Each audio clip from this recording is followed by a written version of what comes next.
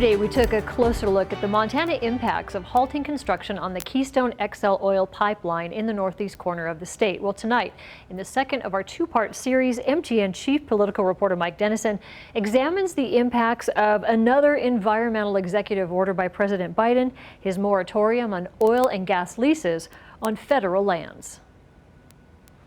Biden's order says no new leases will be issued for oil and gas production on federal lands while the Interior Department reviews the process. Critics have long said the federal government is leasing lands to petroleum producers often at below market prices and favoring oil and gas over other uses for these lands. We have been leasing public lands for oil and gas development like candy for the last couple years. It's a really good time to take a step back, not just for climate change purposes, but also for water quality purposes. The industry says the move will eliminate jobs and reduce revenue for states. Republican members of our congressional delegation, Representative Matt Rosendale and Senator Steve Daines, say they'll sponsor legislation to reverse Biden's order, legislation not likely to pass. But let's look more closely at the facts and the numbers behind oil and gas leasing on federal lands in Montana and elsewhere. Nationwide, about 20% of U.S. oil production is off federal land. But in Montana, there's not a single operating oil rig on these federal acres. During the Trump administration, the feds offered up 924 parcels covering 469,000 acres of public lands for oil and gas leasing in Montana and North Dakota. Only 40% of those parcels even received bids, and the total payments over 4 years was about $7 million, half of which goes to the states. In 2020, the total income on these bids was only $600,000 on 46 parcels covering 22,000 acres. A winning bid gives the company 10 years to develop oil and gas on the property.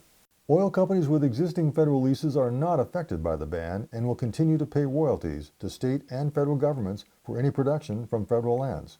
But, as we said, right now, there's no operating oil wells on federal land in Montana.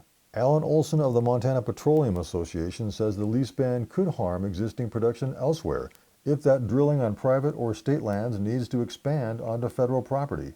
Are we going to be able to drill even though there's federal mineral acreage in there? Are we going to have to find a way of spacing the federal minerals out and bypassing them?